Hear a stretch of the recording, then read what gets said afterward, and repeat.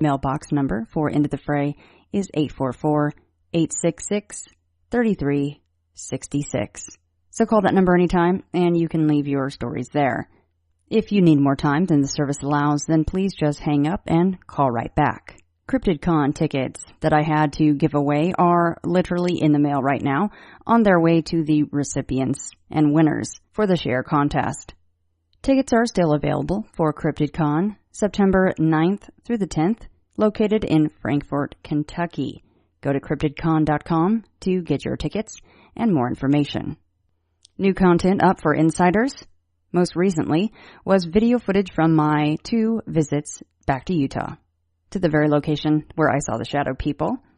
Also, a new quick draw, The Ghosts of Flight 401, and a very new addition for insiders is called Omissions, and this is where all of the extra bits and conversation from the regular shows that get cut will air for insiders. Go to intothefrayradio.com and click Become an Insider. $4.99 a month or $54 for an entire year. A few new insiders to say hello to: Matthew, Kai, and Levita. As always, you can contact me through the website's contact page or on my email, shannon@intothefrayradio.com. Find me on Facebook, Twitter, and Instagram. And now, on to my chat with John Olsen.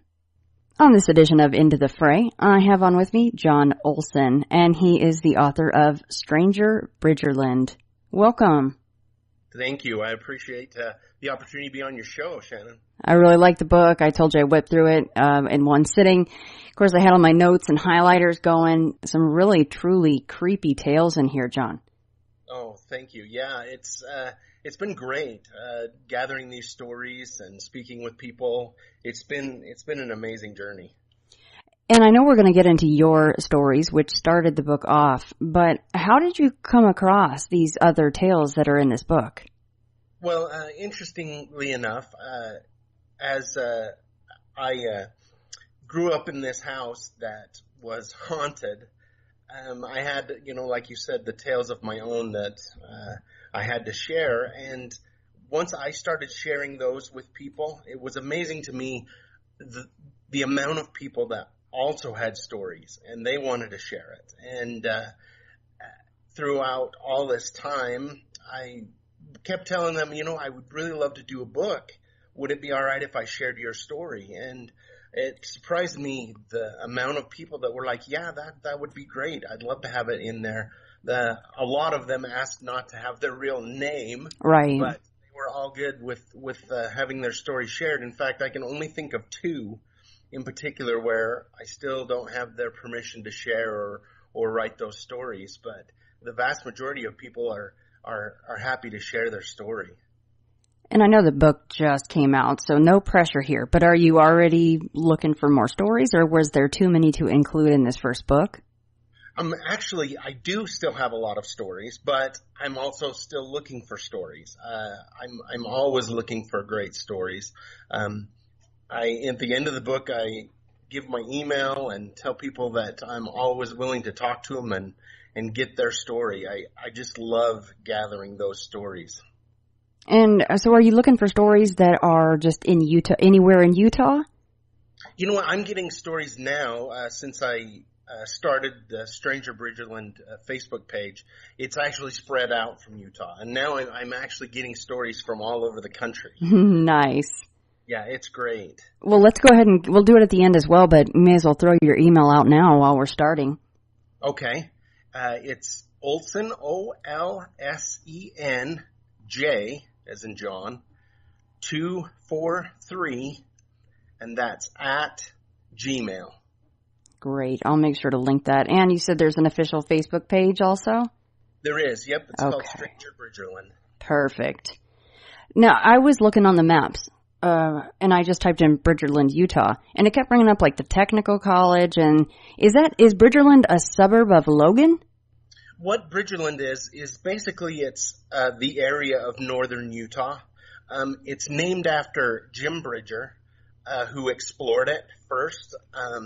Was one of the trappers that explored northern Utah. I don't know if you've ever seen that movie, that was recently come out with I can't remember the name of the actor, but a character in there was named after Jim Bridger. It was a true story about trappers, but he was the one that explored the area. So they named northern Utah Bridgerland. Oh. And so, yeah, that's why originally it was just Cache Valley, where I grew up, that I had stories from, but it kept growing and growing until it was finally part of all of northern Utah. And I wanted to use a word that encompassed everything. Well, see, I did not know that. I learn something every time I get on here. Yeah, I was searching on maps. I'm like, maybe. I was like, I know I'm spelling it right because I have it right in front of me, but I couldn't really peg exactly where Bridgerland was. So, very cool. Yep. It's a beautiful part of the country. Like I said, I was raised here, and it's just, especially if you enjoy the outdoors, it's definitely a place to come visit. Well, as you know, listening to my many tales of going to Utah, and of course and we're gonna touch on one of the tales that really resonated with me, and I'm sure you already know which one that was in your book. Yeah. But only being 180 miles away from Vegas, Cedar City and Dixie National Forest was a great place for me to go when we were growing up. And I've never been to the northeast part of Utah, so does it look much similar to the Bryce Canyon, Zion area? You got the red rocks and then aspen trees and kind of the more brushy stuff as well? Actually, it's quite a bit different. Here in northern Utah, to the west, we have Box Elder County, and that's very just hilly and kind of your high desert kind of thing with sagebrush and cedar trees. And then when you get further to the east, once you hit the Wellsville Mountains and then Cache Valley, which is a valley that I live in that's right kind of in the middle, you hit mountains. It looks very similar to the Wasatch Mountains, or almost like Colorado with aspens and pines. And then the further east you go, you run into Bear Lake, which is a beautiful lake high in the mountains. And so it's kind of got a lot of different feel to it going through. Well, yeah, and I know that the Uinta Mountains are an area where they have a lot of Bigfoot reports in Utah. Yes, they do. Yeah, well, my last trip out to Duck Creek, I hadn't been there in 15 years, and I went twice in like 10 days. It was nice. But there was a Bigfoot report that came in while I was on that first trip in the, I think, it's Fish something, National Forest. It was a national forest above me. Unfortunately, right. I don't think I couldn't locate, except for one very obscure Indian, at some point, way back in the day, had reported a Bigfoot in Dixie National Forest, but no recent reports, unfortunately. Until I go up there and see one, hopefully. I don't know. Right. Yeah, there is quite a few down through the Uintas. Not long ago, the television show Finding Bigfoot did an entire episode here in Cache Valley, interviewing several different people who had seen Sasquatch and Bigfoot throughout the Cache National Forest. So we're kind of getting on the map for that as well. Yeah, when you get on Alien Dave's website, it's a stat. I think that Utah has just as many sightings as Washington or Oregon, which those are the two big ones that will come up in people's brains automatically. So I thought that was a very cool fact. Right. Yeah, it is. I have a couple other stories that didn't end up getting in this book because I'm still hunting down the original people. I like to have a first-hand account rather than an account of somebody who knew somebody. But I had 2 or 3 more Bigfoot stories that I would like to put in a future book when I can hunt down those people. So there is quite a few sightings in this neck of the woods up here in Cache Valley. Well, hey, a big kudos, John, to you for that. Instead of just being like, well, as many stories as I can pack in this book, I'm going to do it. You're trying to wait for that first-hand account. Like you said, I like that. Yeah, that was really important to me. With having had my stories, and it really kind of resonated with me that it was the individual that it happened to. They were telling the story that, and I could feel a lot more secure in that story, if that makes any sense. Oh, absolutely. And even over Skype, you can tell by people's voices, and I can tell when, they've gotten to a really tough part of their retelling of the tale, and they'll take a little deep breaths or maybe a few big gulps, and trying to get through their story. So as far as for your purposes, for Stranger Bridgerland, was this mostly over Skype for you, or were these in-person interviews? A lot of them were in-person interviews. When I started, I actually started collecting the stories nearly 30 years ago. And back then we didn't have Skype, and a lot of times I didn't necessarily want to do it over the phone either, because I wanted to be able to talk to the person face to face. And like you said, you can feel their emotion when they're telling the story. And a lot of the stories, they're very emotional even today about what had happened to them. Yeah. Yeah, I would love to have more opportunity to do in-person interviews.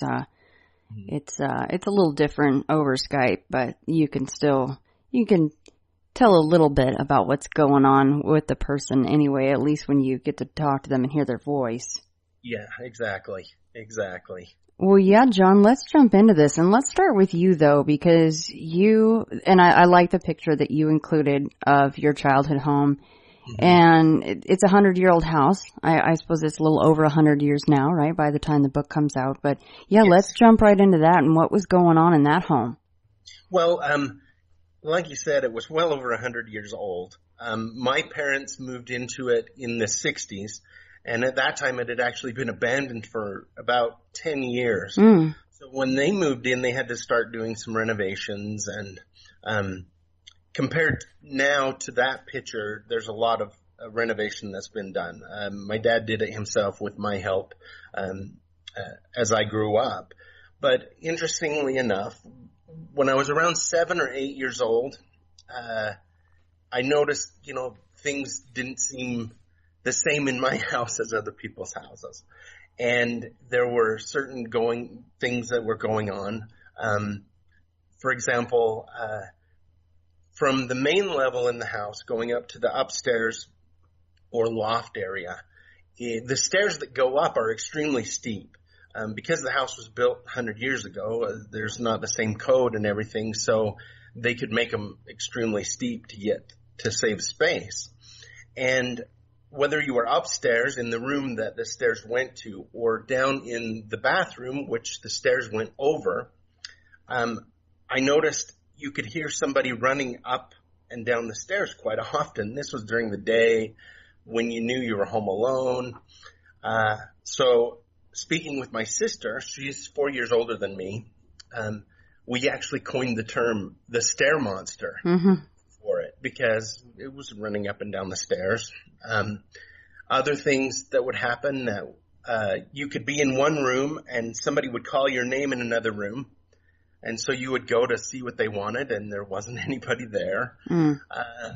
But since basically I grew up in the house, it wasn't really frightening to me. It was more interesting to me.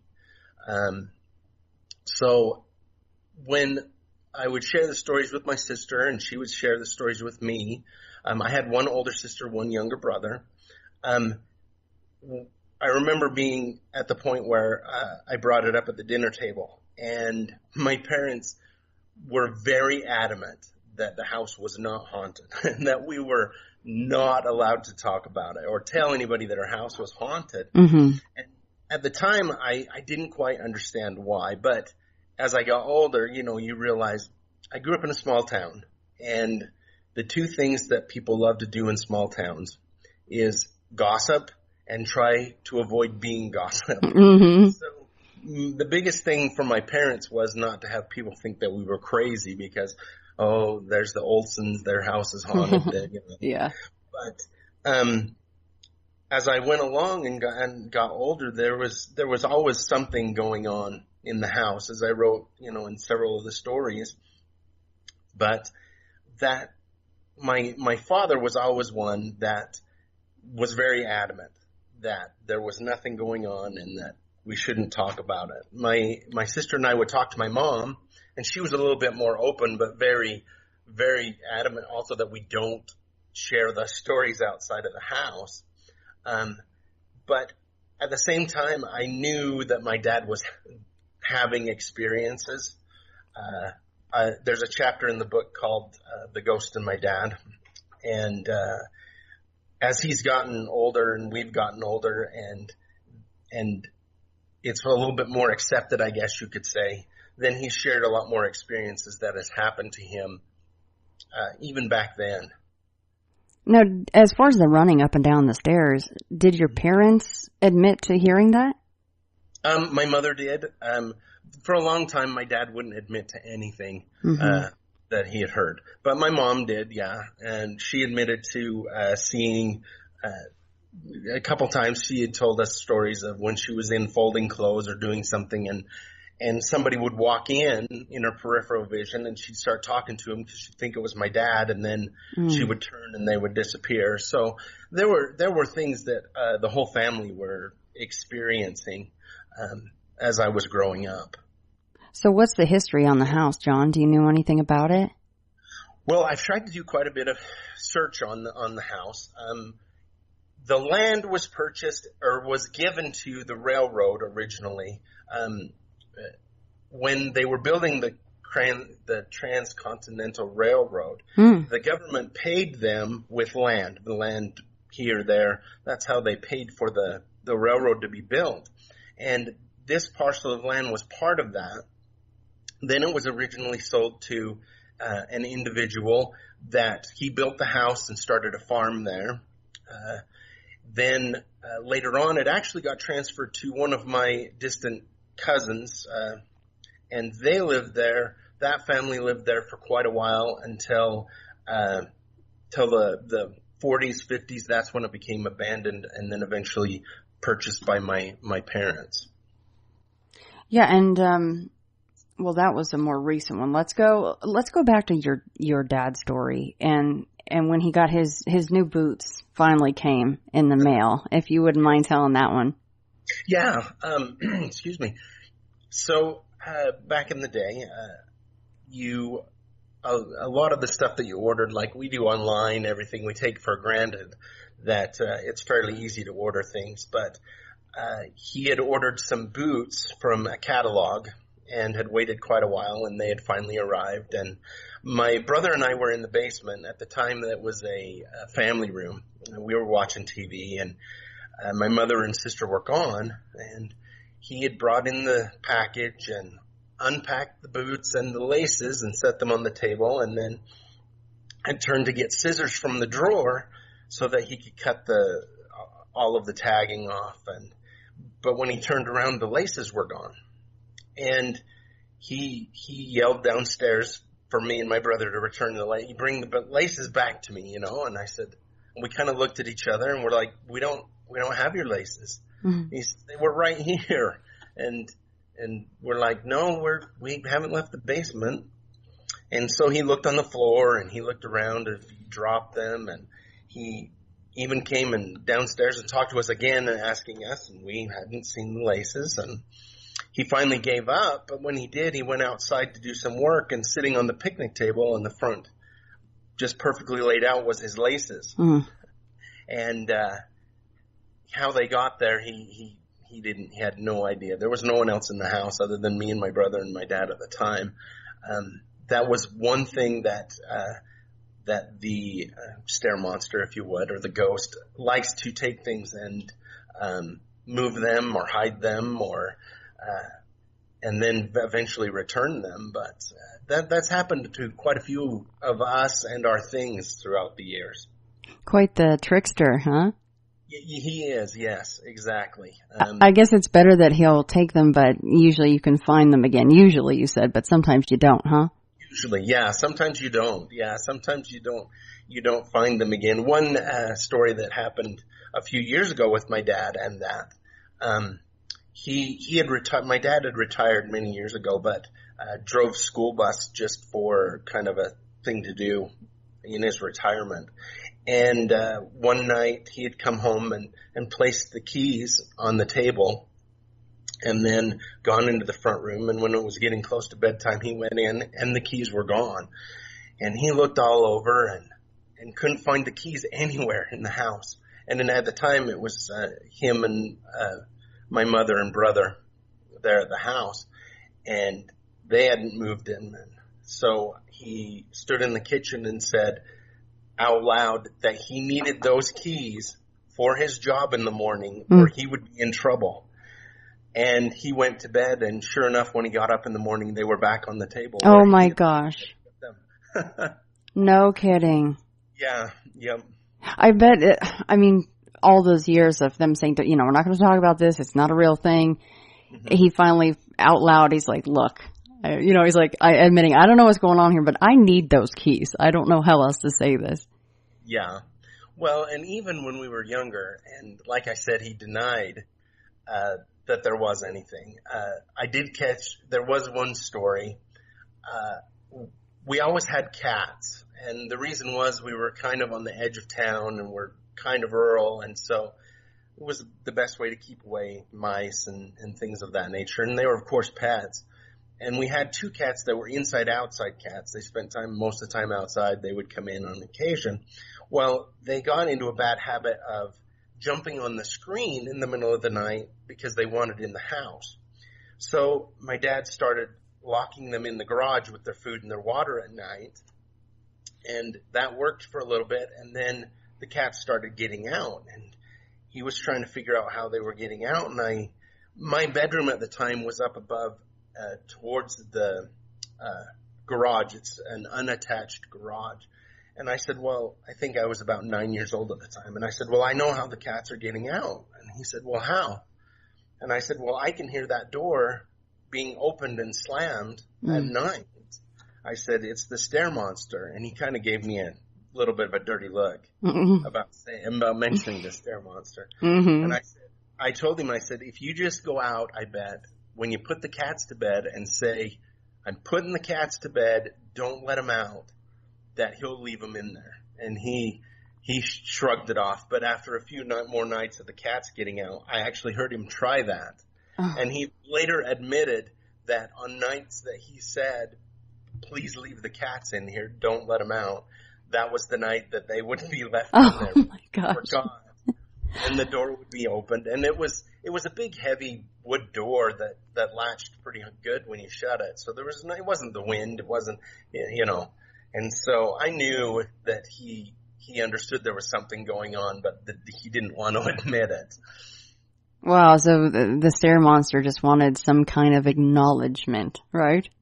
Yeah, and it made me think that, yeah, he is quite the trickster, but down deep he's not mean about it, if that makes sense. Right. He did leave the cats in there. He did return the keys, so. Now, this was something that I in my brain instantly I needed to know, because the next thing that comes up for you guys, and this is a really striking thing that had gone on in the house, is that you came home and your dad is putting up a wall in a place that used to be a door frame, right? And he's walling that up. And do you think that, and we'll talk a little bit more about the tall man, but is the tall man the stair monster, or do you think those are definitely two separate entities? I think that there's more than one individual there. Whether it's the tall man that likes to run up and down the stairs and he's the one that does the trickster things, I'm not sure. But I do believe, because certain times that I've heard a conversation going on between two individuals makes me think that there's got to be at least two there. Mm-hmm. So, but so the bathroom, at the time that I was growing up, there was only one bathroom in the home, and it's in the central part of the house, and there was two doors, one to the main living space and then one to my parents' bedroom. And for some odd reason, my dad decided one day he would, that door had to go and that they were going to put a wall up there. And when I asked my dad, he gave me some they don't want a door from the bedroom into there. That was about all I got. But later on, my mother explained to me that at times at night when they would wake up, regardless of whether they shut that door or not, it would be open and with the shadow of what we came to call the tall man standing in the doorway.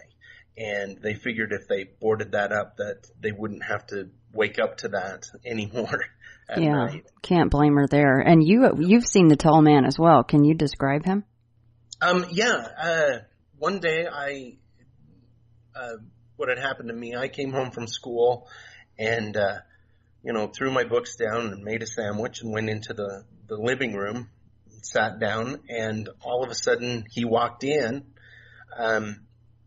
I couldn't see his face or get the distinct features of his face, but he has a wide-brimmed hat, a white shirt, looked like a cotton shirt, and overalls. And he was very skinny and very tall. Walked into the room and I could see through him, but he walked in and sat down in the rocking chair, which was across from the couch that I was sitting on, and started rocking. And I've never really been afraid, but at that time it was very disheartening to have this happening to me. So I closed my eyes and counted to 10, and then when I opened them, he was gone. The rocking chair still rocked for just a few seconds and then stopped. But and my mother has also seen him a couple times. Like I said, in the doorway, always with his overalls and his hat. But yeah, so with your encounter with him, was it more like what we would consider residual, or did he interact with you? Did he look at you? He didn't. I didn't really necessarily interact with me. He just walked across and sat in his chair and started rocking. Like I said, I couldn't see any facial features, so it was hard to tell whether he was looking directly at me or not. I often wonder if there isn't both going on, with the running up and down of the stairs maybe being more of a residual, and then the trickster things going on be more of an interactive kind of thing. A little bit more of both going on at the time. So, of course, I guess if that was you guys' rocking chair, it's not like it came with the house, right? So I guess that wouldn't have been a residual anything if because he's interacting with that chair there. So that's interesting. True. Yeah. The description, I mean, except for the overalls and the white shirt, it makes me think of the Hatman, because that's a label that's been placed on entities that can't really see their face, but they've got the old wide brim hat on. Yeah. Do you think that he had really, would you call his white shirt dated? Yeah, it would have been dated. It almost reminds me of what you might see a farmer wearing back in the turn of the century, kind of a thing with the overalls and right, kind of a white shirt. Just kind of ready to work and maybe came in for a break, right? Yeah, exactly. Have you seen pictures of the original owner and builder of the house? I have not. My dad did tell me when my grandparents, who was my dad's parents, they only lived about a block away from us. They also lived in an older house there. And my dad had told me that when my grandma passed away and they were going through some of the pictures, that there wasn't a description with the picture, but one of the pictures had an individual with a wide-brimmed hat and white shirt and overalls and was rather tall and skinny. Oh, so my goodness. I would have loved to have seen that picture, and I still going to try and track it down. If it's not my parents, maybe my uncle and my aunts have that from. Wow. Yeah, that is an incredible tie-in right there. It is. Could really dig into that and maybe even find the gentleman's name, huh? Yeah, that would be incredible if I could actually do that. That would be really, like you say, a tie-in to all the stories. Oh, that is very cool. Yeah, there was one other thing I wanted to touch on as far as the house goes, because it seemed like a very dramatic event, and that was That was when the dog was having a stressful little time, and you walk into the kitchen and all the cupboards are just wide open, right? Like a very classic kind of a ghost story there. Yeah, and that actually happened I'd say about 3 years ago.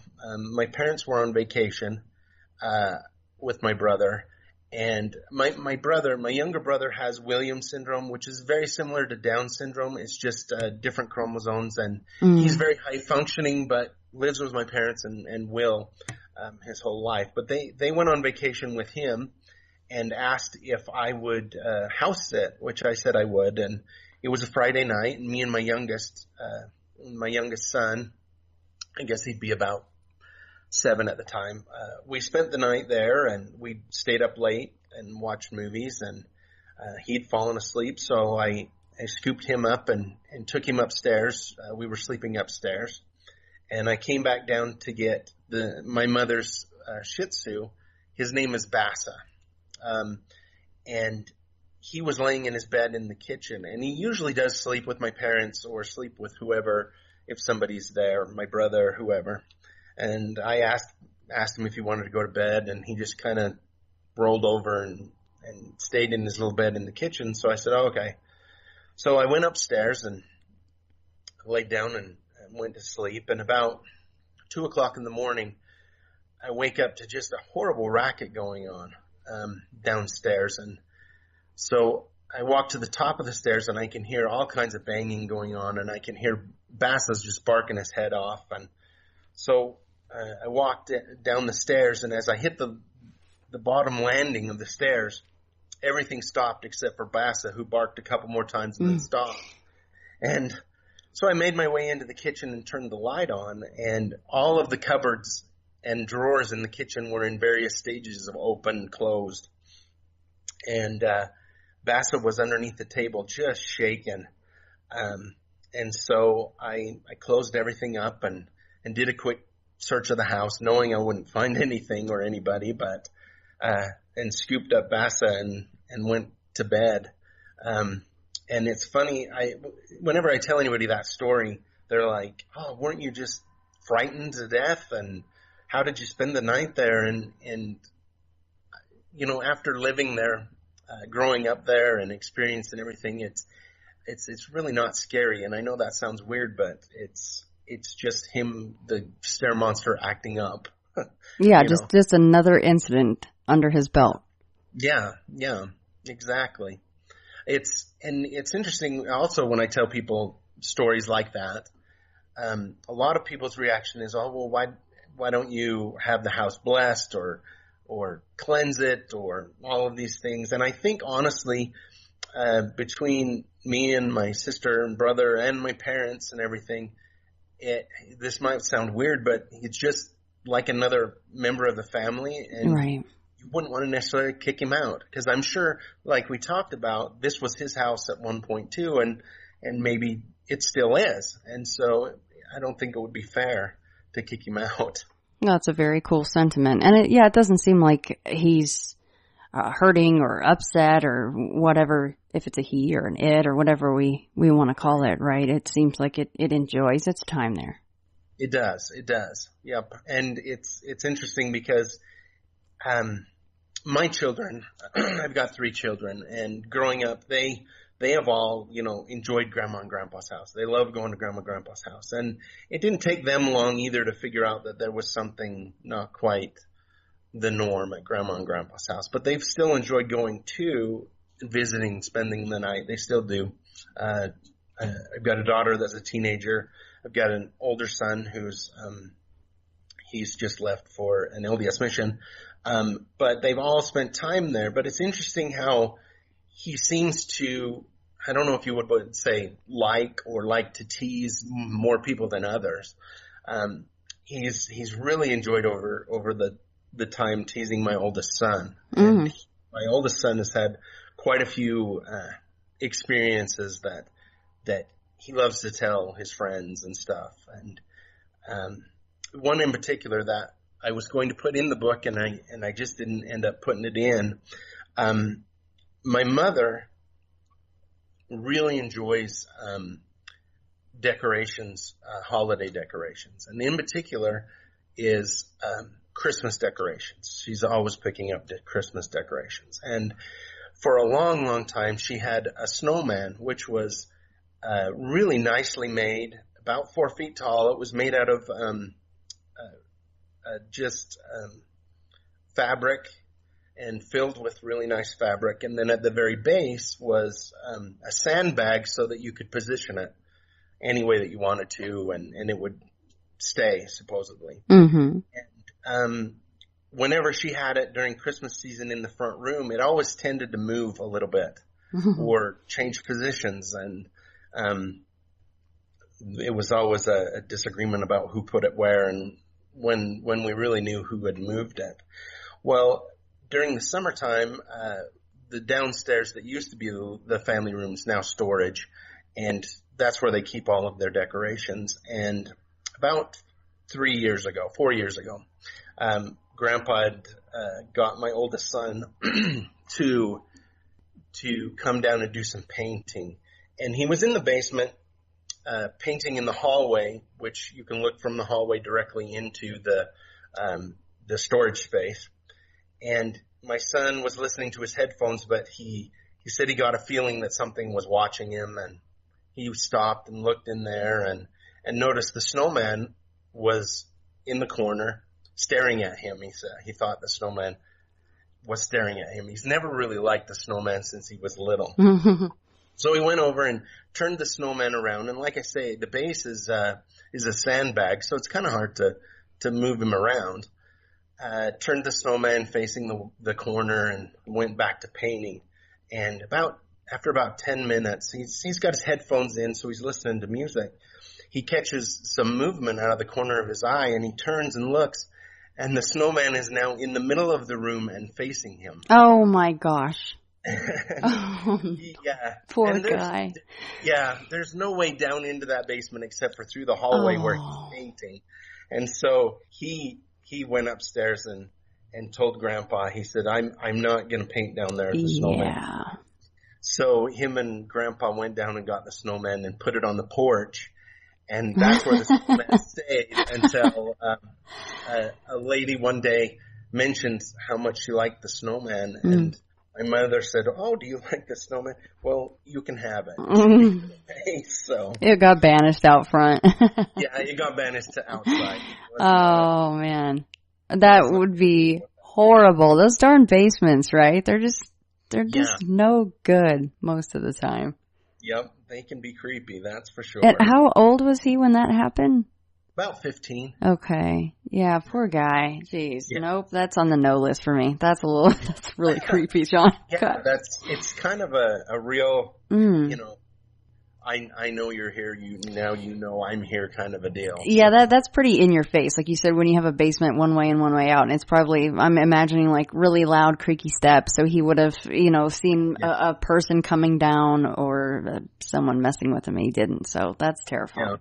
Yep, exactly. So, but I believe in the book I put the story about him and some of his football friends and the voices that they heard calling his name when there was nobody home. And there's been a lot of things that I think the stair monster, for some reason, really zeroed in on my oldest to let him know. And I'm not sure why, but yeah, definitely. Yeah, when you hear your name like this, Cody. Yeah, out, I'm out. That's, Yeah. Especially like you meant, that's how I knew to do that, because you said it was very sing-song. Yeah, it's extra creepy when it's sing-song like that. Mm-hmm. So obviously the house is still in your family name and the grandparents still live there? Yes, that's correct. Yep. So what about when, now I remember the kids were sitting out front, so they experienced the whole Cody sing-song incident, but what about other people? Do they usually have experiences when they go over? The experiences that they've had is not necessarily ones they expect. Mm-hmm. I've had friends who, my sister, for example, does paranormal investigation with a small group, and she's done several things there. And it almost seems like when they have got some EVPs and various things, but it almost shuts off on purpose if you go there looking for it, if that makes any sense. Yeah. One instance that happened to me, I remember I was a teenager, and one of my friends and I were studying upstairs. Pardon me. Studying upstairs, and I was reading my book, my biology book, and she was reading her biology book, and all of a sudden, out of nowhere, she kind of throws her biology book on the ground and looks at me, and I was like, "Oh, what's the matter?" And she goes, "Well, haven't you heard that?" And I'm like, and I listen, and she's like, "Not now." And I said, "What's going on?" And she goes, "We've been up here for 45 minutes, and 3 times somebody's run up the stairs here, but there's nobody there." She's like, "What's going on?" And I kind of looked sheepish, and I said, "Oh, well, it's just an old house." And that was still at the time when we really didn't like to share the story. And she looked at me and she goes, "No, really, what's going on?" And I shared the story. I said, "Well, my house is haunted."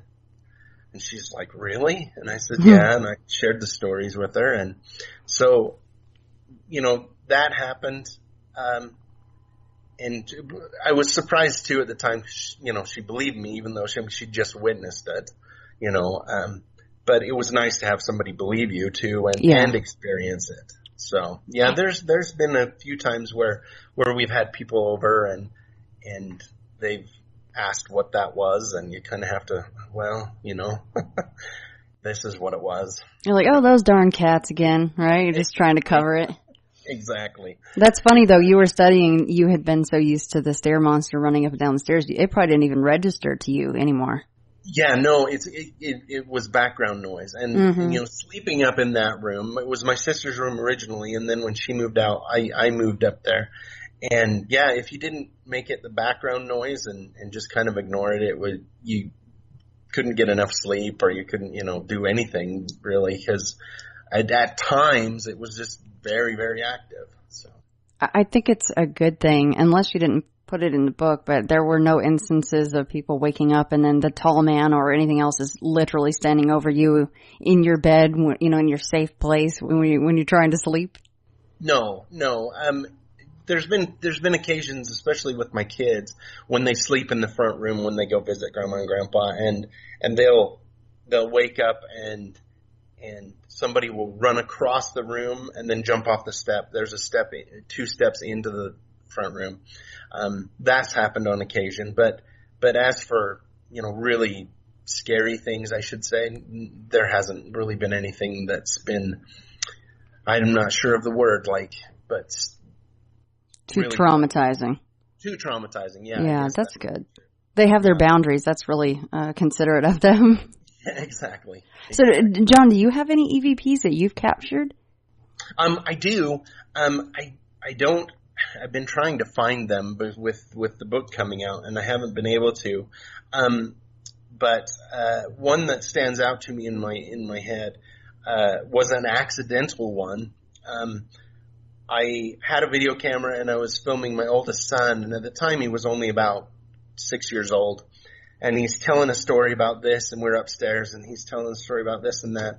And then all of a sudden there's a male voice that comes over in German, of all things, and says, "This is my house," in German, which was, at first I heard that, and I'm like, what was that? And I pulled it back, and sure enough, there it was, right over my son talking very loudly, in German, "This is my house." So, and we've tried to get a few EVPs here or there. My son and I put the recorder out and then left for a while when nobody was home. And oddly enough, you can hear things moving around on the table where it was, but in a distant voice that you can't quite make out what it was saying. But yeah, so there's been a few, definitely. Yeah, you wonder how down the line all that might tie in, like the photo that you're still looking for and the wide-brimmed hat man, if he happens to be German. That would be another interesting tie-in. Not to go too far down the assumption rabbit hole, but. Right. Well, and oddly enough, all of my ancestors on both sides of my family are Danish. And so, but maybe there's something in there, I'm not sure. why it would have come through German or not. Right. Yeah. Well, yeah, a huge thanks to you for including some of your own personal encounters in there, along with all these other folks that you talk to. Very cool. Yeah, it's been great. The people who've wanted to share their stories, just throughout time that I've been gathering them, it's been really, it's been really helpful to know that there's other people. When I meet people, share my story, then they turn around and share theirs. They're almost relieved that there's other people out there with those stories, if that makes any sense. Oh, absolutely. That's the whole reason that even drives me to keep doing this show. Right. And, it is a wonderful confirmation. And I never get tired of talking to people that have had encounters or even just other people searching. Yeah, exactly. Yeah. It's, I don't know. It's the more you hear, the more you want to hear. That's for sure. Yeah, and just more questions, of course, is all you end up with, but that's okay. None of us are complaining, right? Right, exactly. Well, yeah, let's move into some of these stories. And, of course, I'm not going to cover all of them. We got to save some nuggets and surprises for the readers when they get the book. But this one straight away ties right into what you were saying about the railroad. And you had a number of stories about what would be considered, I guess, quote-unquote, spook lights. And the golden spike lights was Jennifer's story that was covered in your book, if you wouldn't mind touching on that one. Well, I met Jennifer at one of the places that I had worked when I was in my 20s, 30s. I can't remember exactly when, but she told the story of her and her husband enjoyed camping a lot, and they would go a lot of different places. They'd hear about this place and that place, and they would always go. And her and her husband and their friends had gone out to Golden Spike, out by the Golden Spike. It's out west in the West Deserts, north of the Great Salt Lake. It's where the Union Pacific and there's Union Pacific and the railroad from the east, I can't remember the name right off the top of my head, actually met, was out there. And they actually have a place with the two railroad engines, and on special occasions they bring the engines out. And so they had seen that and gone further out west and done exploring and spent the day just exploring the West Desert. There's actually a couple ghost towns out there that aren't there anymore except for the cemeteries. And then later that evening they'd set up camp and decided they wanted to go for a walk. And so they'd camped not too far from the old railroad tracks, so they thought the best way to walk through the desert and not get lost would be to go out on the railroad tracks. So they went out and started going on the railroad tracks when they heard a whistle that sounded like an old train whistle. And it was about that time that one of them had noticed a light in the distance toward the west where the sound had come from. And as it got closer and closer, they realized that it was an old gas lamp light. And as it got closer, they realized that nobody was holding it. It was just floating through the air, and they decided to get off the tracks. And they stepped off and watched as it went by. And Jennifer had noticed as it came closer to the voices, they could hear voices. And to her, it was Chinese voices of two gentlemen talking. She didn't know Chinese, but she knew from school, from USU, had friends who were Chinese, and she knew what it sounded like. And it walked by, and they listened to the two men talking and just the light swaying back and forth and going further down the tracks.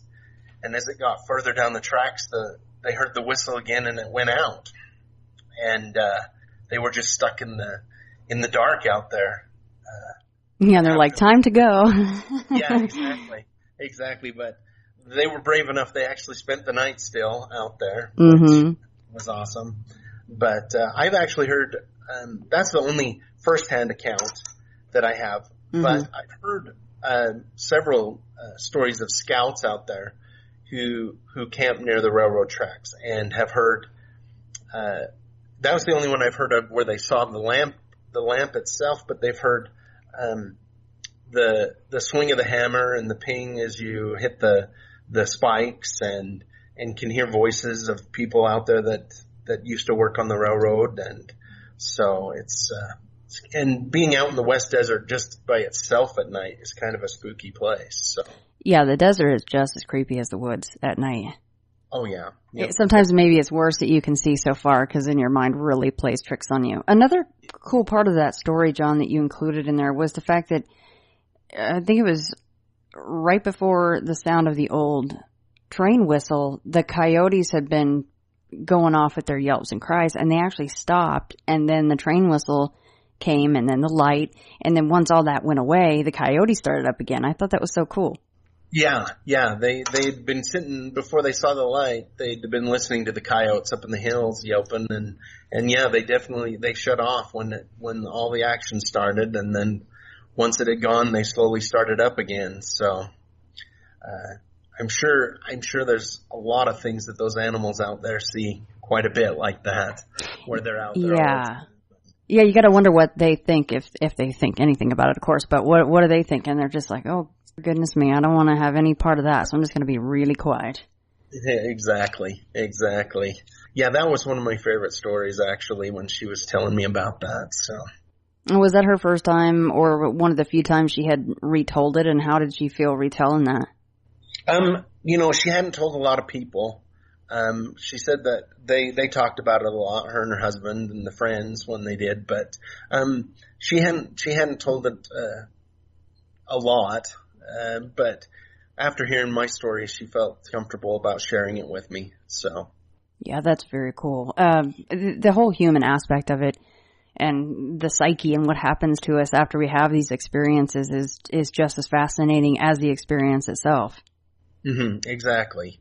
Yeah, and I think that once you have an experience like that, and it's something that you can't deny to yourself, if you see something out of a corner of your eye, maybe you can justify it or something. But when it's something like that, and it happened to you, it kind of opens up your world a little bit, if that makes sense. That a lot of things are possible. So, well, yeah, let's jump to Tom's story. So this is Encounter on Rock Creek. Oh, okay, yeah. He was telling me about the time that he was up fishing. He liked to do a lot of fishing.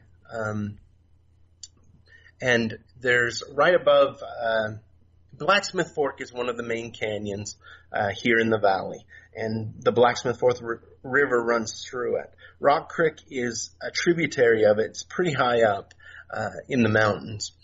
And he was telling me that, he'd fish there. He fishes there quite a bit. And it's in the springtime, and he went up alone. There's a rule, you shouldn't go alone, and he knows that rule, but, I can say that I've gone fishing and hunting alone when I shouldn't necessarily have either, but he's making his way up through, and Rock Creek is really kind of brushy area. There's not a designated trail necessarily, it's mostly just deer trails and that you're going through, and he gets into an area, and all of a sudden, he gets that feeling on the back of his neck, that he's being watched or there's something not right. And he stops and looks around trying to figure out what it is, what maybe be bothering him. And at that point he realizes that, a lot of the sounds around him are muted. Like the birds have stopped singing or he can't hear them. The bugs aren't whistling. He can't hear them very well. And even the water seems to be a little bit muted. And just the fear that he felt at that moment, just a primal deep down fear that there was something very wrong or that he was not supposed to be in that spot. So he slowly starts making his way up a little bit further, and the further away he gets away from the spot, the better he feels. Climbs the hill to get up out of the ravine where the river is, and looks everywhere, and everything's come back to normal. He feels better. Everything seems to be okay, but he just cannot bring himself to go back through there. It's just a feeling of dread that was in that area for whatever reason. His feelings of he's not wanted in that area, or he shouldn't be there, or it was just wrong. And so he ended up hiking up over the mountain just so that he could avoid that area of the river. And, you know, like he says, he spent a lot of time in the mountains, but he's never had an experience like that before or since. And it wasn't nighttime. It wasn't, you know, dark. It's the middle of, you know, the day. It's bright, it's sunny, but just that feeling of complete fear and just the muted sound, and everything seemed wrong. Whatever it was seemed absolutely wrong at the time. So. Yeah, and I've had a few people, and even it was just 2 episodes ago, the 2 guys that were hiking out on a service road, and they heard water. It wasn't a muting, but then they had that strange sound that was surrounding them, but they had that utter terror and that feeling of, I have to get out of here right now. And again, just like in your last story, all the sounds of nature just stopped. So, I mean, John, what do you think about that one personally? And none of us can know for sure, but do you think that was something otherworldly, or do you think maybe it was a large predator nearby and that was just, you know, instinct kicking in for him? You know, it's really hard to say. I know that, you know, whatever it was, his deep down instincts had kicked in that, you know, something was wrong, whether it was a large, you know, predator or something that didn't want him there, or maybe something residual that had happened there and all of a sudden hit him. I'm not sure. I've had a lot of people that have read that story before that I've told about that story, and some people think that it could be Sasquatch telling, you know, using whatever to tell you that you need to leave. I've heard people say, you know, it could be residual, something bad happened there. It's just really hard to tell, honestly.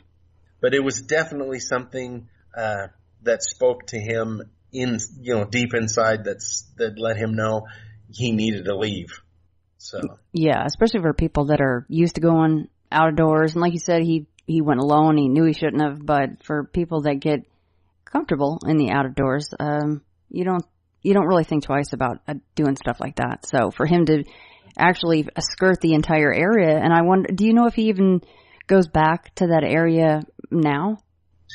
He said that it took him a long time. It took him a couple years before he felt comfortable enough. And honestly, I don't think he's gone up alone, at least not in that area for sure. So whether it would have happened if he was with somebody else or not, you just don't know. Or whatever it was, maybe singled him out because he was alone. You just never know. So right. Yeah. Well, this next one, I love this one. This is Tim's story, and it's called The Trapper. Oh, yes, The Trapper. This was one of my good friends, actually, that told me this. He had been up above, again, actually, oddly enough, you're only talking about maybe a half a mile from this last one that we talked about Rock Creek. The camp is only maybe half a mile from this. Oh, interesting. Yeah. This area seems to be, I guess maybe this whole area is kind of active, but during the wintertime, they did a scout camp up there in the Quonsets. They're big, basically metal sheds that had bunk beds and one big heater in it. And the boys at night would go sledding on the hill and go play games, and he'd been out. They'd gone sledding, and they'd played some games in the Quonsets, is what they were called. And they all decided late at night that they wanted to go do some hide and seek, and it was a good night for it.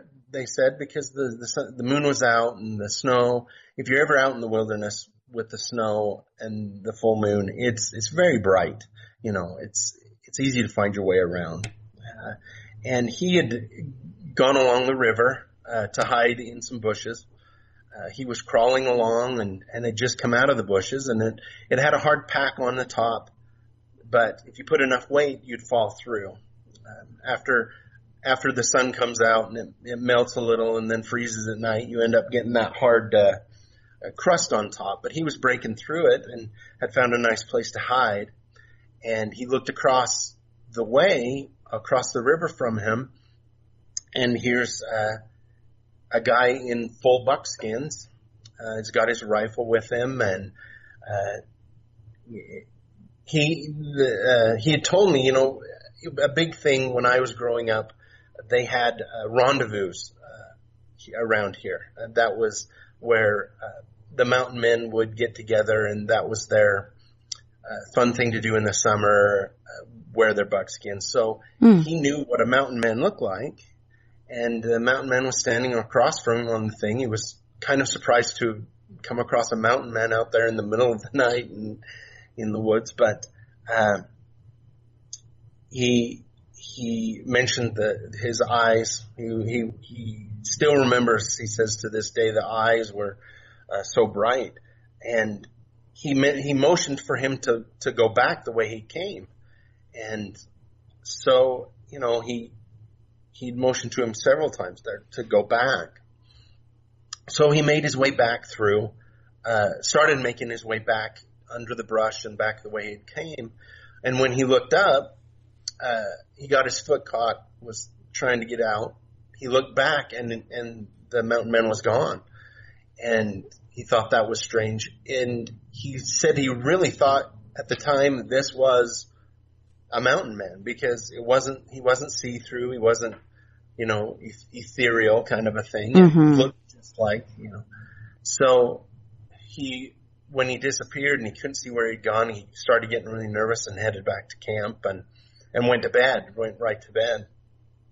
And the next morning he told his friend what had happened, and they went over on that side of the river to try and find out tracks or see what had happened, but there weren't any tracks at all. And they were walking along trying to figure out. And that's when he looked across where he had been. And if you know what a cornice is, that's where the snow will hang out over something. And right in front of where he had stopped was a big cornice that overhung the river.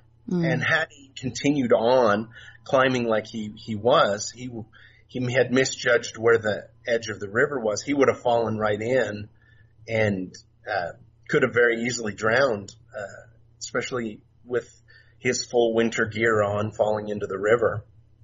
And at that point he realized that it was like a guardian angel that had saved him from falling into the river. And that was also one of my, they're all my favorite, but that one I really liked too. It's much more of a feel-good kind of a story, Yeah. So, yeah, I'm sure at the time he was like, what in the world is this guy doing? And that would have been very creepy, especially to go back the next day, there's no tracks. You're like, oh, okay, well, I guess he really did come out for a reason with that, that drop off there. That's fascinating. I love that story. Yeah, that's a good one. I like that one. All right, John, we're going to talk a little bit about Bigfoot. So this is also with John, and it's called Bigfoot at the Beaver. Mm-hmm. This gentleman, also I met working at, he was a work companion of mine, and I had told him my story. And actually we had started talking because I noticed that he was reading a paranormal book, and at break time, and we started talking, and I shared my story, and he wanted to share his. He had been a manager at this lodge, and at the time, they've remodeled it since then, but it was when it was first opened, and they would stay 3 days there and then be 4 days at home, but because it was up the canyon, it's so far away, and the guests may need help at night, the managers would spend the night. It was in September and in the middle of the week on a Thursday. There wasn't a lot of people usually staying at that time of the year, especially just before it became really popular in that area. There was one couple staying the night, and he had checked them in, and they'd taken care of everything, and he'd gone to bed and fallen asleep with the TV on. And it was around, I believe, 1 o'clock. There was a knock on his door, and he went and answered the door, and it was the husband of the couple saying that they wanted to leave. And he was a little confused, dazed, coming out of his sleep, and a little confused, and had asked the gentleman why they wanted to leave, if there was something wrong or something he could fix. And they said that they had been on the balcony and had seen an animal run across the parking lot. And he said, well, he's thinking, well, maybe they're not used to the wilderness, because he says, well, we're up here in the wilderness. We've got a lot of animals. And the husband kind of hum-hawed around and then mentioned that it was really big and ran on 2 feet. Whoopsie. And he's like, oh.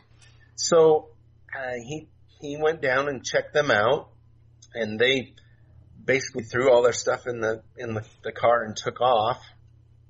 And he went in to file the paperwork in the office, and he hadn't turned the light on because he was just going to throw the paperwork in. And he noticed that from the window there was a shadow cast on the back of the wall that was of the shoulders and head of something really tall with very little, if no neck at all. And he got really concerned about that, and he didn't want to look out the window. He didn't want to see what was out there. So he closed the door and stepped into the hallway, and all of a sudden there was a large bang on the back of the back wall. It was really loud, and he got nervous himself and went up to his room, and it was there, and it wasn't shortly before there were more lights coming down the long driveway. And so he went down to see who it was, and it was actually an officer. They have a deputy that patrols the Logan Canyon. Every night they have one on there in case there's emergencies. And he came to the door and asked John.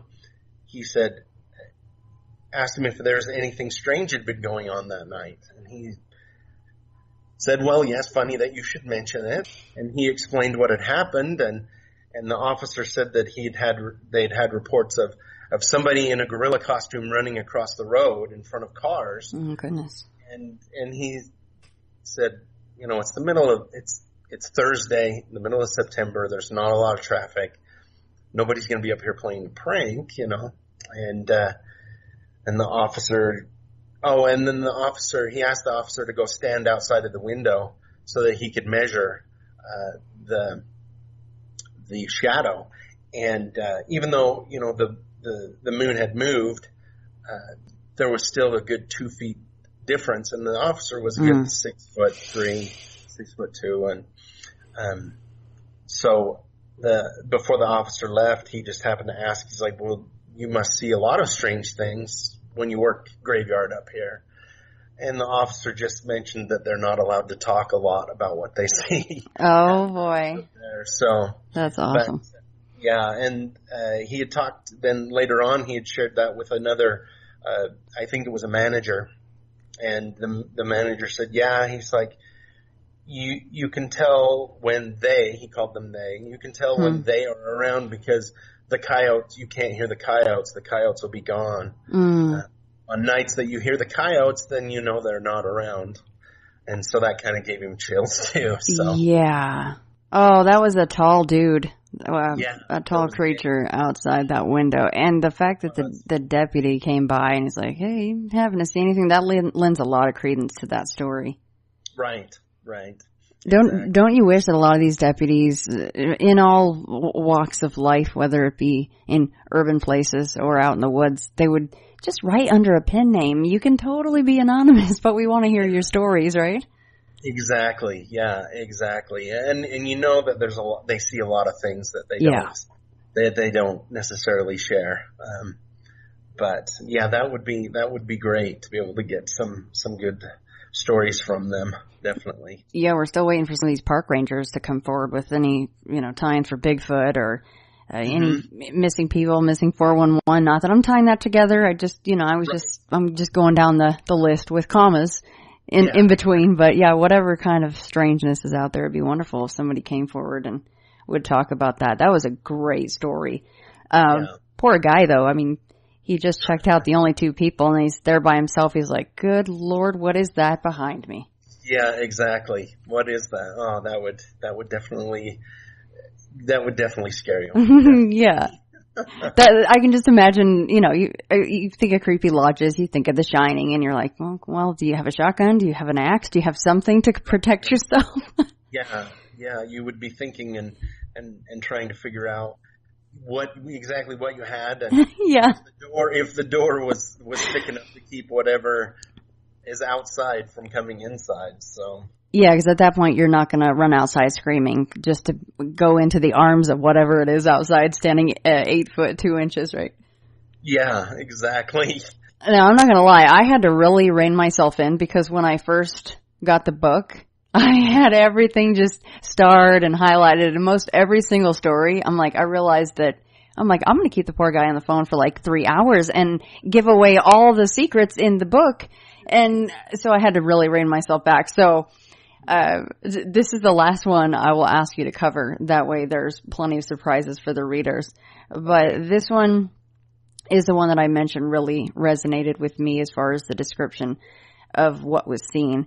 And this is Tammy's story, and it is the old juniper shadow. Oh, yes. She was I actually met her at a party. It was funny enough, everybody was talking, and somebody had shared, they were talking about favorite movies, and somebody said that they said their favorite movie, and it was a scary movie, and somebody piped up and said, oh, well, I don't believe in ghosts, and somebody who knew me at the party said, oh, well, that's funny because John grew up in a haunted house, and so I shared some of my stories, but she came to me later, not in front of everybody, and said, well, I had this happen to me, and I want to share it with you. And she and her friend were going to school at USU and had been asked out on a date by these other two gentlemen. It was from a church function they had met, and a lot of the boys liked to take girls on night hikes at the time. Was kind of popular. Mm-hmm. And there's one up Logan Canyon. It's called the Old Juniper Trail, quite a ways up, and meets to basically what is the old juniper. It's a tree that's really old, thousands and thousands of years old. But they get up there, and it's dark, and but again it's full moon, so they bring their flashlights on their hike, but they didn't need it because it was fairly light. They could make their way, and they walked up there's a place that's kind of like a plateau. It's a little steep and then stops and goes to a plateau before it gets steep again. And they'd stopped and sat on some rocks that were by the trail and were talking. And she said, honestly, nobody was scared. It wasn't a scary situation at all until, somebody had noticed that coming, across the open seemed to be something really big walking, towards them, and they watched it and kept talking, and then finally got to the base of the little hill that they were on, and she noticed it was really dark. Seemed to be all black, very tall, kind of skinny waist, and it started up the hill towards them, and one of the boys yelled out to thinking, oh, it's just another hiker, we'll yell out to it. And so they yelled out and it stopped, and didn't answer to anything that they were saying, and started up the hill again. And she explained it as not just dark, but like she used the words, the absence of light. Mm-hmm. It was so dark. And again, right along with your shadow people, and as it got closer, they yelled again. It stopped when they yelled, but kept coming. And just the feeling, and they were getting very, very nervous. finally one of the boys turned on. He had a very bright flashlight and turned it on. And when they hit it with the light, it completely disappeared. It just vanished. And it was very solid, dark, very solid.